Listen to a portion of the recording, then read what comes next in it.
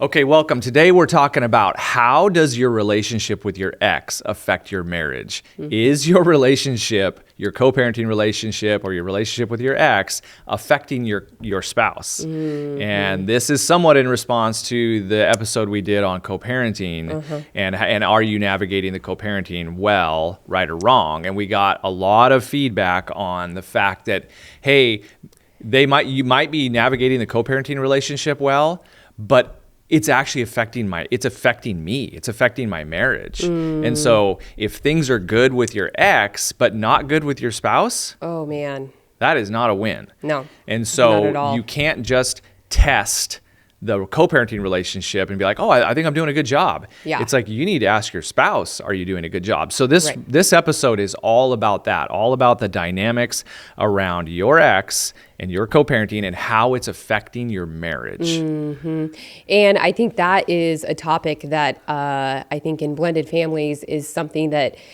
is probably one of the number one things. I think because of so many of we'll talk more about it, but so many of blended families that we talk with are, Constantly. that's the number one thing. Well, my ex and that should never come out of your spouse's mouth, Right. like, oh, Yeah, your it's ex like above your right. It's like it's either it's stressing me out because it's dysfunctional, or it's stressing me out because my ex isn't doing anything, or my spouse isn't doing anything about it, or it's stressing me out because my spouse is too close with their ex, and I feel like they're like a family unit on this little side family unit, right? All the while we're married, and so it just plays itself out. And this, to your point, this is just, I think, the number one topic. I think it's the number one dynamic that affects blended families is the fact that your ex and your co-parenting might be affecting your current marriage. Yeah. And I mean, just quickly, let's go back to, Christ overall, your spouse and your kids. Yes. And that order should hold true even if you get remarried, even if you have to deal with an ex. Yes. The order doesn't become unclear. It is Christ overall, it is your spouse, and it is your kids. Yes. Period. Yes. There is no insertion of the co-parent or the ex in that order. It's not equal to either. It's not your new spouse and your ex. No way. They do not share the same seat. Right. Yeah. The ex shares no seat. Yeah, totally. Yeah. Yeah. Yeah. So, okay. So let's dive into this a little bit and just sort of so that we're make sure we're resonating with the viewer here. Like where are we going? What are we talking about? So we can be helpful. So what we see a lot is that in an attempt to have a good co-parenting relationship, or just an attempt to survive a toxic co-parenting relationship, quite often the person, the spouse that's dealing with their ex will do things and manifest behaviors that are at the sacrifice of their current spouse. Maybe at the sacrifice of their time, of intimacy, of trying to protect them from things. Yeah. Or heaven forbid, there's some level of commitment back to your ex in an unhealthy way. Heaven forbid it's lingering emotions or something like that, and then the spouse is sensing it. So that's the foundation here, and the issue that we're talking about is that, and let's just say it again, you just said it, Christ overall, your spouse, and then your kids. That's the order of priority that God has given us. And what we always say, what this literally our book and our podcast is always about, is your marriage is everything. Your marriage is everything. Yes. It has to be solid. It has to be strong. It is the ark that God has given you to carry your family in. And as much as your marriage is solid, is as much as your family will unite and hold together. Yeah. So anything that jeopardizes your marriage it has to be dealt with swiftly and immediately with resolve. And therefore, if the ex and the co-parenting relationship is affecting your marriage, you have to deal with it now. You have to deal immediately. with it It's immediately. A 911. It is a 911. And we get tired of hearing how many spouses like you just bring up the topic and like a tear forms in the corner of their eye, and they've been suffering silently with how their spouse is dealing with their ex. Yes. So that is what we're diving into here. Yep. And what's happening. Yep. So yeah. Typically we see like a couple categories. We could just unpack like, how does this play itself out in a marriage? You might fit into one of these categories. Yeah. So I don't know if you want to. Yeah. Well, I think the first one is you're too close. Yeah. You're too close with your ex, and that can manifest itself in various different ways, either through text, through, hey, I have to meet up real quick at a coffee shop. You're on a phone call way too long. Or, I mean, there's just so many different scenarios in which way too close can manifest itself. And so I would say that probably is the number one answer that we hear in talking with couples where they come to realize, and, you know, all four of us sitting down is like, you're too close. And we don't want to be also super insensitive, because obviously you get remarried and there are just so many things that come with being a blended family. I mean, you're just learning so many things. You're learning how to become a family to stepkids. And so there's just so much in that. So we don't want to be insensitive. Yeah, it takes some figuring out. Yes, it takes some figuring out. You don't get it right out of the gate typically. No, you don't. But also what comes with that is fear. So you get remarried and you're not honest with your spouse of like some of the things that one is struggling with.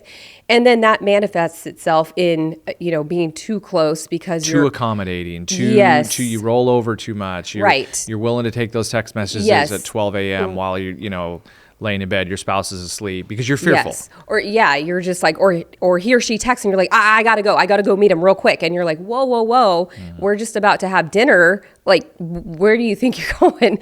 So I think, and I will say, like, especially for women, I think you're so fearful. We're emotional beings, and you start thinking of all the what ifs. Well, what if, he takes me to corner? What if he threatens me, like I'm never going to see my kids? And you start to just manufacture all these things and start to make assumptions, and it's just not good. And then the result of that is that you're too close to your ex, and your marriage is suffering silently sometimes, and you don't know, like you said. Yep.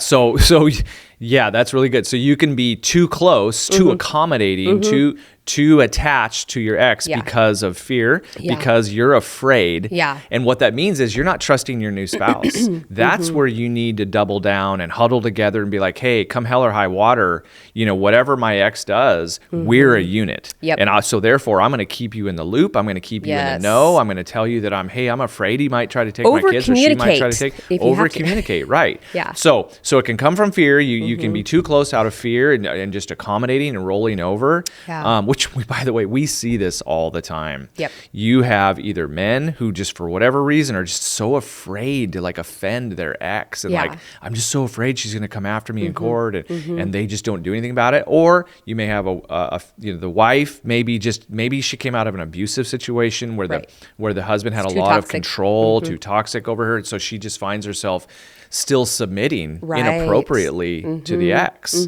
And so that can be too close in that way.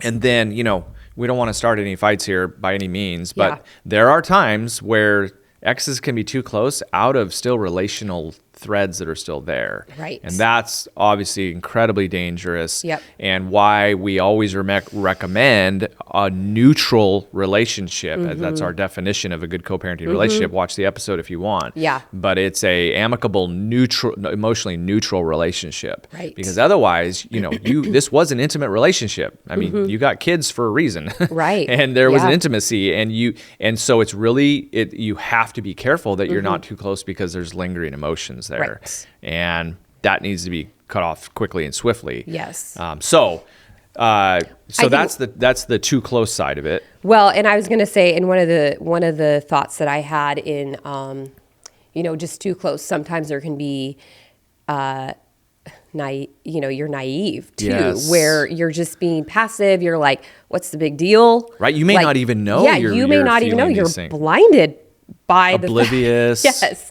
Which I'm not laughing at that, but I'm just saying like that is one of the things. It's like you're too close, or you can be naive. You could be gullible. You could be like, what's the problem? I don't see what the issue is. Which happens a lot. That actually, when we talk with these couples and they're like, one of the couples is really stressed out by their spouse's relationship with their ex. A lot of times that spouse is like, I don't see it. I didn't know. I'm just trying to co-parent, which it's totally natural. You just are kind of like doing your thing. You're trying to co-parent, you know, and yet they have this unawareness of what it's doing to their spouse. And then that goes back up to rule number 1, which is you're affecting your marriage, dude. Yeah. You're affecting your marriage, girl. Yeah. And you don't have eyes to see. My number 1 thing is my marriage. So that it is very, really, really, really common, but man, can that affect your marriage? Man, can that drive a wedge? Yes. I mean, gosh, there is very few things as hurtful and as isolating as feeling like your husband or wife is still close with their ex and that they still have this mini family unit together that you're not involved in. Man, that'll undermine. Yeah. That'll put some daggers in the heart of your marriage. Right. I mean, you cannot feel like you are sharing your spouse. Yeah. And that is just, again, we said your spouse, your marriage could be suffering silently. And all the while, the spouse that's just kind of quietly, taking it, they might just think like, I don't want to create issues. I don't want to, it's already hard enough. I don't know what to say. I'm not sure how the spouse is going to react. And so that's just added stress. And also, that is also giving Satan more foothold in your marriage. Because again, we keep saying this, Satan doesn't want your marriage to succeed. He doesn't want your blended family to flourish. He doesn't want you guys to further the kingdom. So you have to have that mindset. Right. He's after you. Yes, he is after you and your family and every single person in your family individually. So you have to remember that also, that there is spiritual warfare going on in your home. Yep. And Satan will lob on to too close, too toxic, suffering silently. I mean, he knows where to lob those arrows. So you got to be aware. That's good. Yeah. So many people sit there and they think like, gosh, there's a guilt thing of being the spouse who's being affected by this. They're like, well, far be it from me to want to interrupt the flourishing of these kids. And man, I guess if my spouse needs to talk to his ex that much so that the kids can be healthy, I guess I better just sit silently. It's like, no, those emotions are real and valid. There is a path to co-parenting well with an amicable and neutral relationship that doesn't make you feel that way. Yeah. That doesn't compromise the kids' upbringing and yet honors you as your spouse's new spouse. Yeah. And so don't think that you need to suffer silently. It's not going to affect the kids' upbringing. You're not going to get in the middle of the co-parenting relationship and somehow like you don't deserve to do that. You do. You deserve to be honored by your spouse. You deserve to be in the middle of those conversations 100% about the parenting of the new kids in your home. God has put those children in your home.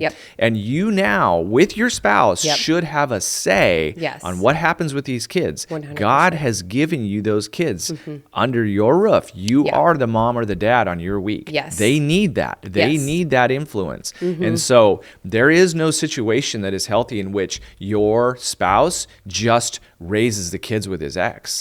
No. Right. Those kids are getting raised by you and your spouse. The ex is on during your week or whatever. You guys are making those decisions together. So do not feel like you should be put out in the cold. Right. You should be dead square in the middle of that conversation and feel fully embraced by your spouse to help raise those kids. Yes. And a good representation, just again, we like to use the ark and, you and your family and your spouse and your new family, you are in the ark and your ex should be knocking at the door and then you can decide whether or not they get to come in or not come in, or what conversation to be had. Like, they do not get a free pass to come into your home and into your family whenever they want. Yes, there are, again, appropriate parenting plans and all the things, and we're not speaking against that, but we're saying to this specific thing, too close, too toxic. Yeah. They don't get that right away. Right. And my goodness, if you love your spouse, my goodness, you should just want them to be honored and feel safe and loved and close and cherished. And you should be just mortified by anything that would make them feel less than that. Right. And so if you're too close and you're putting them in that spot, dude, get that under control now. Right. And if you love your spouse, that should be just shocking to you, is like, oh babe, no, I don't want you to feel that way. I'm fixing that today. Right. So so that's the too close stuff. Then there is the co-parenting relationship which is really classic, which is that toxic, it's stressful.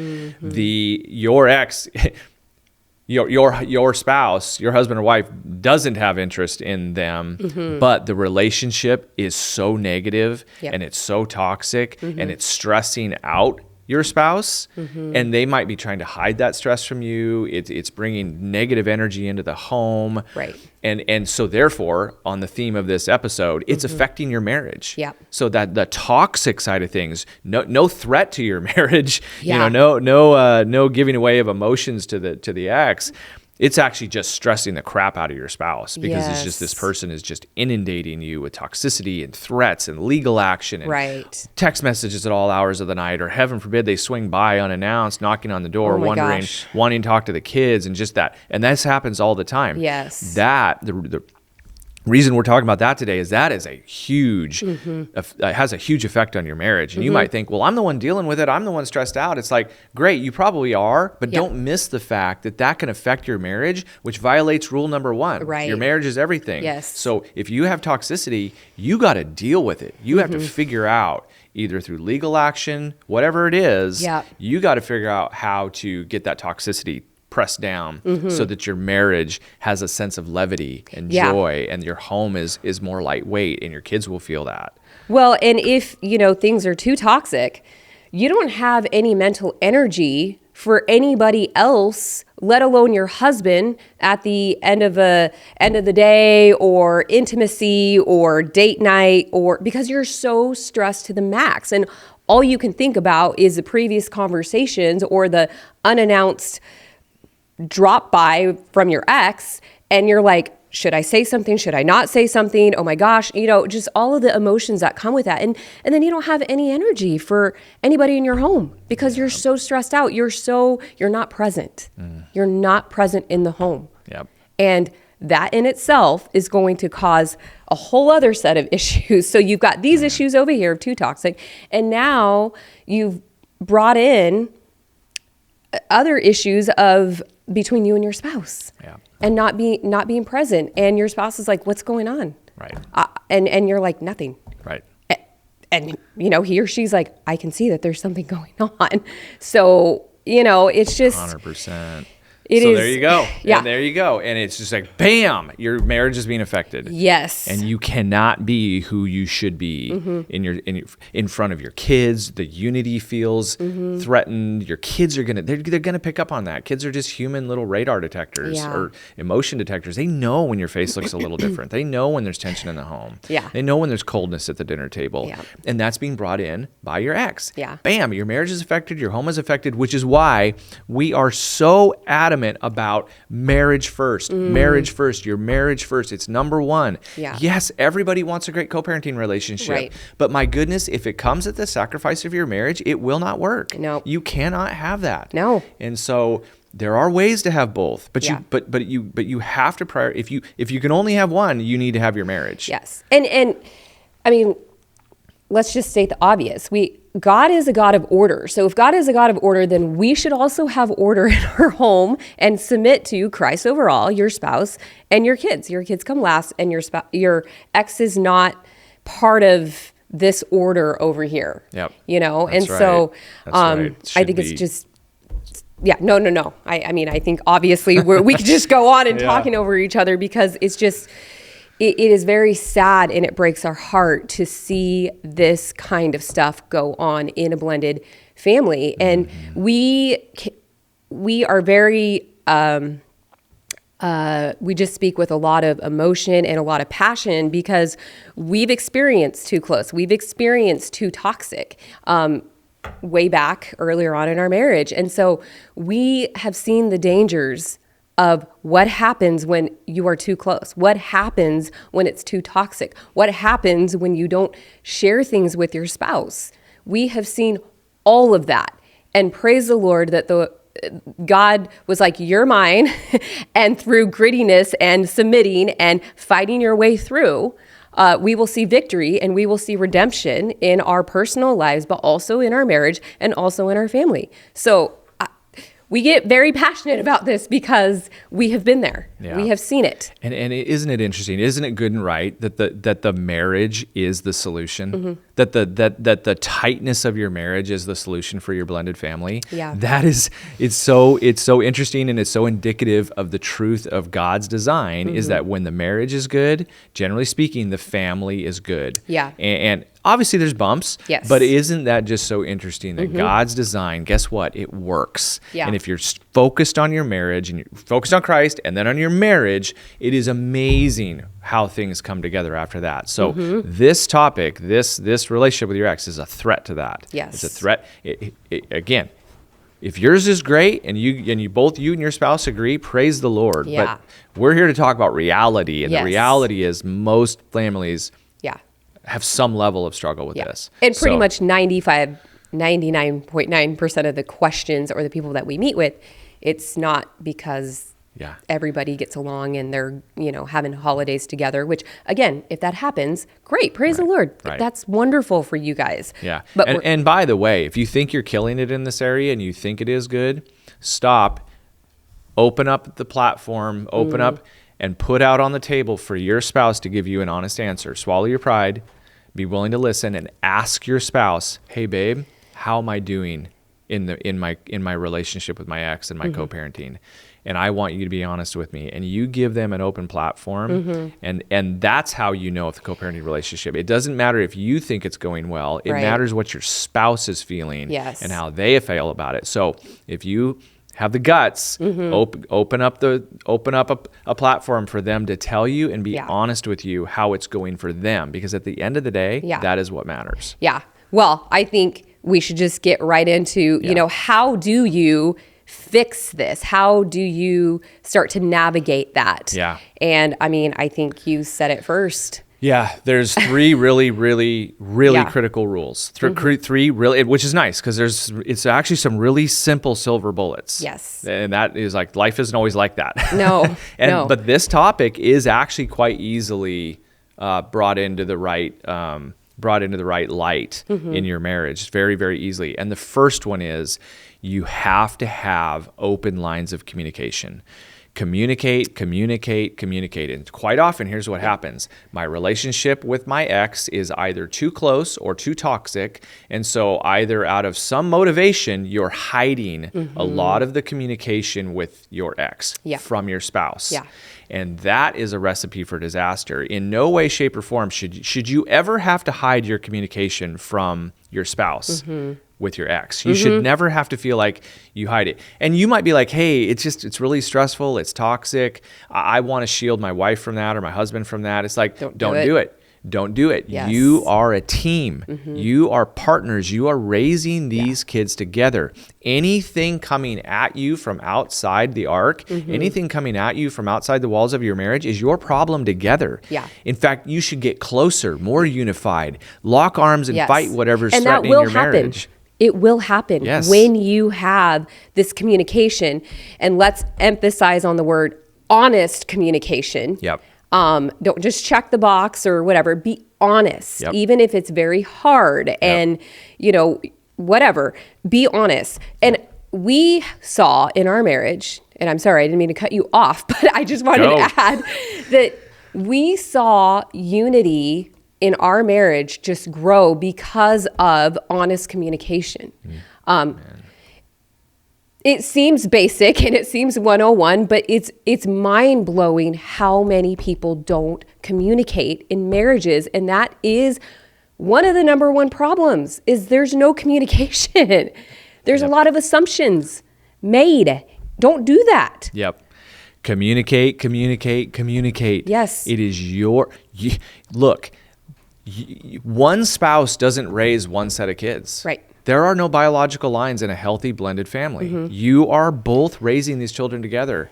The co-parenting relationship isn't with one spouse and their ex. Right. You are co-parenting with your new spouse and your ex. Yes. That is how it should go. So any communication should be open and in the light, and it should be shared, whether you think you're protecting them from something, and heaven forbid, whether you're actually hiding something from them. It should be out in the light. And this is how spouses stay healthy in the co-parenting realm. Yes. It's good communication. Yes. And I'm going to just insert, again, we are very passionate about, these, how do you fix it? Because we have been there. Yep.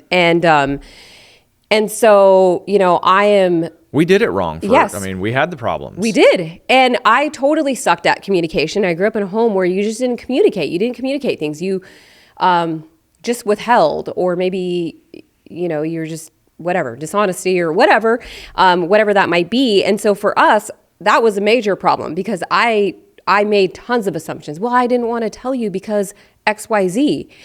And all the while, you're over here like, I can't even compute that. Like, I'm having a hard time understanding that, but it happens, and we've been there, and we're here to say, we'll hopefully save you some headaches down the way or fights or whatever. Learn to communicate with your spouse, to sit down and have honest conversations that would produce fruit and flourishing in your marriage, and then resulting in a healthy family. Yes, amen. That's exactly it. It's like, again, I know I've said it 3 times. You don't have to co-parent with your ex. You co-parent with your spouse and your ex. So there is no need to hide anything. It should be open communication. So my goodness, if you can't do that, you need to evaluate. You need to talk to your spouse openly, invite them into the conversation, invite them in to critique you and say, hey, babe, this is hurting me.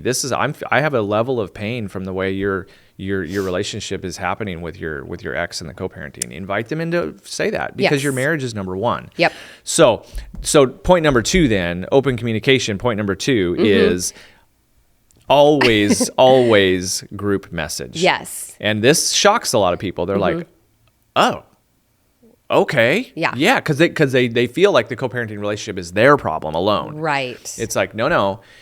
I started this is a huge one, by the way, guys. This is one of the silver bullets that puts out a shocking amount of problems. This damps down fires and puts out problems galore. I mean, it is amazing what this one thing does to the co-parenting relationship, because it takes it out of this isolated thing. Yeah. Where people can say what they want and you put it in a group context. Right. All of a sudden, wow, the drama goes down, the accusations go down, and it's like they change their behavior immediately. So all co-parenting communications with your ex should happen in group threads, group emails, CC your ex on, or CC your spouse on it. And if you're texting, start a group thread. Yeah. Get an app like Signal, whatever you have to do, right, and make a group and do all of your communication through group messaging. And that shouldn't be weird. If your ex is like, I don't want to do that, or heaven forbid that your spouse is like, I don't want to do that. Well, that's a different conversation. But we're speaking to, if your ex doesn't want to do that, well, you're like, okay, well then I guess it's not really important. I guess maybe you don't want to communicate. Yeah, what do you want? Why is that not okay? Yes. Why can't my new husband or wife be on this thread? Right. And frankly, if your ex doesn't want that, tough crap. That you and your spouse, you're a unit. Yes. You're parenting together, and this is a sign. Yes. And a signal to them that you guys are a team. Yeah, and if they try to go around what has been put in place, i.e., group communication, and try to text you directly, you just come right back to that group text as if that side text never happened. And you just toe the line and you be consistent and you watch your ex start respecting the boundary that you and your spouse are putting in place. Yep. Period. Amen. Yeah, a couple times of them trying to text you on the side and you bring it right back to the group thread. Yep. That is, they're like, oh, yeah, okay. Yep. I don't have this leverage anymore. I don't have the angle I thought I had into her heart or her brain or his heart or his brain into their home. Man, you do that a few times and you just watch things clean up. Yeah. Like quick. Yep. So group message, group message, group message. There is no reason you should not be able to group message with your ex and include your spouse. Yep. So lastly, third, is just having a good parenting plan in place. And I don't think we need to expound too much on that because that's pretty straightforward. But having a good parenting plan in place would be very helpful and help eliminate a lot of these side conversations that you end up having with your ex and all of this bickering. It's like, no, I'm going off of the parenting plan. Yep. And if you're, asking yourself like, well, do I need one? How do I go about that? If you attend a church, they might be able to give you some direction or, there's so much extra help out there if you're having a hard time navigating that. But, just having a good parenting plan in place relieves a lot of stress. Oh man, and we've seen that. You got these chaotic relationships Yes. where everybody feels like they can lob in a text to you saying they want the kids. Your ex-mother-in-law is like, I want the kids this weekend. I'm taking them where, and you're like, and you feel like pressure. Or they're just hammering you with text messages like, or your ex is doing it. And it's like, no, follow the parenting plan, get a good parenting plan that paints out what days you have the kids, what days you don't have the kids, what days the holidays are, who gets them for Christmas this year. Yep. All those things should be laid out in a good parenting plan. Yes. And guess what? The need to communicate goes way, way down. Order. Yes, exactly. It creates order. And text messages just go from fighting about when you get the kids to a quick message on like, hey, drop off at 3, I'll be there. Thanks. Whatever. I mean, it just, you don't need to, a lot of this negotiation goes down and a lot of your legal rights go up. You're following the parenting plan. Yep. So that is a really good step in getting, reducing chaos and reducing, again, amicable, emotionally neutral, only as much as needed to give the best possible outcome from the kids is the solution. So a parenting plan genuinely helps with that whole thing. So, and by the way, I think the list we just gave, communication, group messaging, and parenting plan are almost in order of priority. Yes, agreed. I think both in order of effectiveness. Yes. Those are how you effectively address this. Yes. And I think communication's number one. Get messaging and communication out into the light through group messaging, and then my goodness, have a good parenting plan.